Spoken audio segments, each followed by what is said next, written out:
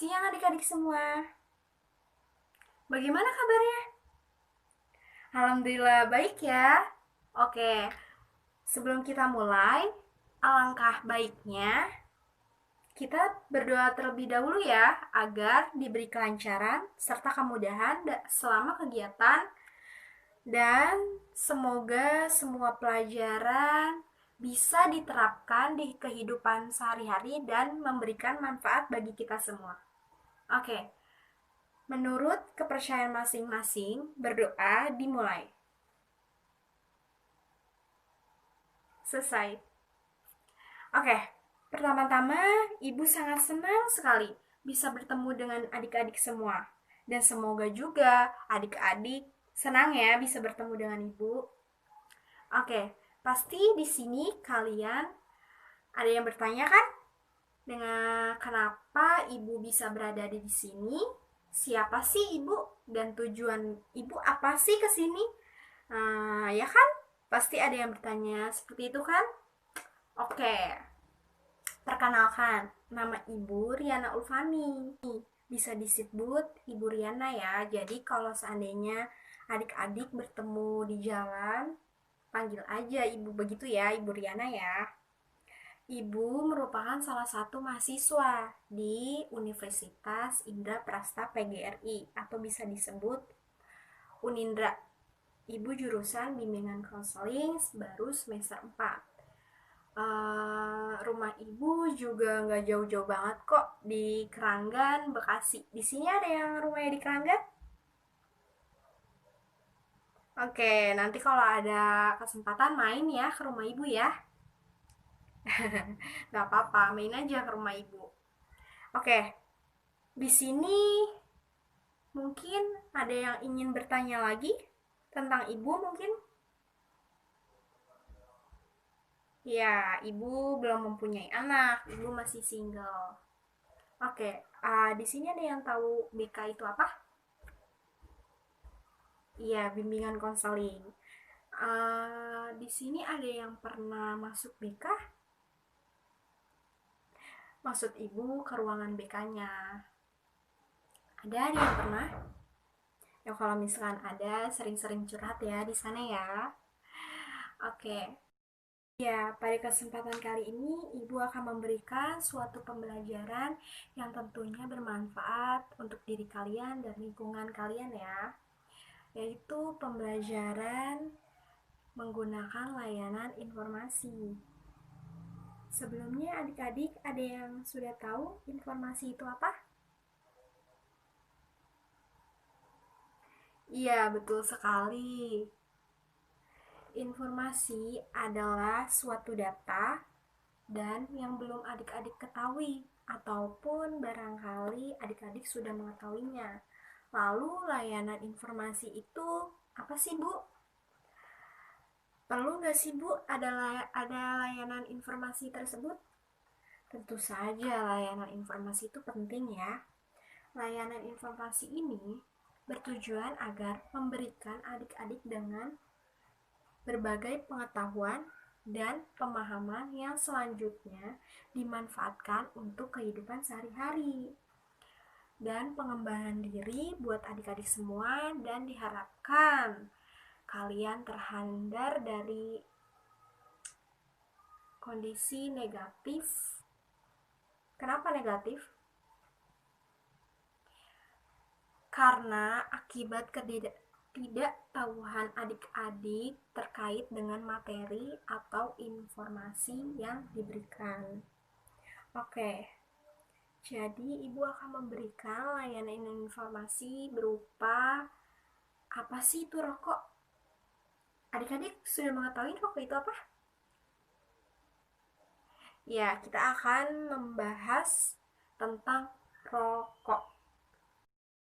Nah, di sini adik-adik juga tahu tidak bahaya rokok itu apa? Apa yang membuat merokok itu berbahaya? Ayo, apa saja kandungan yang ada di dalam rokok tersebut? Ya, jadi sebelum kita mempelajari itu semua, Ibu akan menampilkan sebuah video yang terkait dengan pembelajaran tersebut. Tapi Adik-adik harap tenang ya. Jangan buat keributan ya. Jangan berisik ya. Jangan mengobrol satu sama lain ya.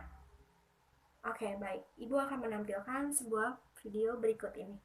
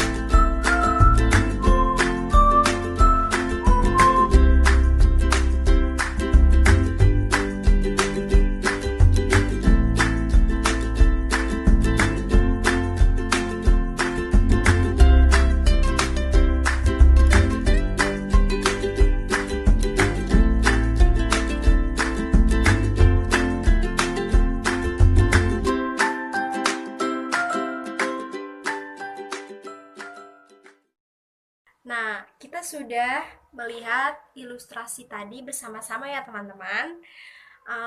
Apa yang kalian dapat dalam video barusan? Iya, silakan. Iya, betul. Bagus sekali. Namanya siapa? Tiara. Bagus sekali, Tiara. Oke, jadi merokok itu memang sangat berbahaya ya bagi kesehatan, dan kita nanti akan mempelajari lebih lanjut bahaya rokok itu seperti apa. Oke, di video barusan, rokok itu apa sih? Ya, rokok itu bahan kimia yang berbahaya dan banyak penyakit-penyakit dari mengkonsumsi rokok tersebut. Kita apa yang timbul dari seorang perokok tadi? Ada rambut rontok. Tuh. Terus apa lagi? Katarak, kulit keriput. Emang adik-adik mau masih muda tapi kulitnya udah keriputan gara-gara konsumsi rokok? Ya kan? Terus apa lagi tadi? Penyakit jantung, kanker, apa lagi? Banyak kan penyakit-penyakitnya. Jadi, Ibu harap di sini tidak ada ya yang mengonsumsi rokok tersebut. Nah, di dalam video tadi ada 2 tipe perokok, yaitu aktif dan pasif. Iya, betul sekali. Kalau rokok aktif itu yang merokok, dan yang pasif itu orang yang tidak sengaja menghisap rokok tersebut. Jadi, misalkan ada orang tua kalian nih yang merokok, ya kan? Kalian yang di samping orang tua kalian yang menjadi korbannya. Yang menjadi korbannya kalian juga. Nah, menurut pakar kesehatan juga, perokok pasif kalian yang menjadi korban gara-gara tidak sengaja menghirup rokok ayah kalian itu memiliki resiko penyakit berbahaya 3 kali lebih besar daripada perokok aktif si perokok itu. Jadi, jika kalau ada orang tua kalian yang merokok, kalian bisa nasihatin mereka. Bisa kasih tahu kepada si perokok bahwa jangan merokok di lingkungan kalian, atau enggak jika tidak bisa dinasehati, kalian bisa pergi atau menjauh dari si perokok itu ya, teman-teman. Baik, Ibu ada sedikit video lagi tentang rokok itu apa. Kita simak ya.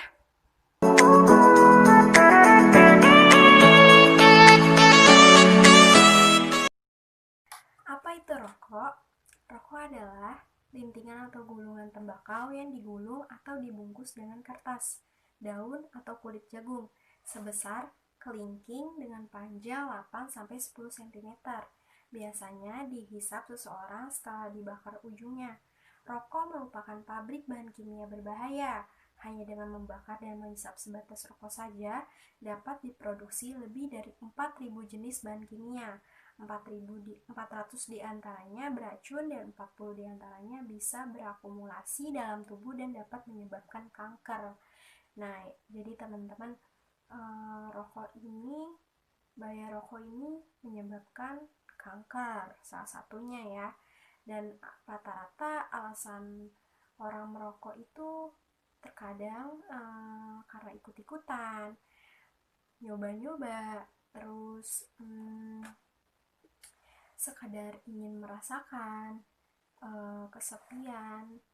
Nah, kadang juga meniru orang tua, iseng menghilangkan ketegangan, mencari inspirasi. Nah, terkadang nih ya, kalau di zaman sekarang itu karena ngikut gaya-gayaan, itu sering terjadi untuk anak milenial sekarang nih. Nah, kenapa sih rokok ini gak boleh dicoba-coba? Kenapa sih kita gak boleh nyoba rokok itu sendiri? Nah, di dalam rokok ini terdapat zat yang terkandung, yaitu salah satunya nikotin, merupakan zat yang menyebabkan adiksi ketagihan dengan toleransi tinggi, yaitu semakin lama dikonsumsi semakin bertambah. Gejala-gejala ketagihan juga terdapat pada seseorang yang mulai berhenti merokok. Memang pada awalnya nikotin dapat merangsang kerja otak sehingga si perokok menjadi cerdas.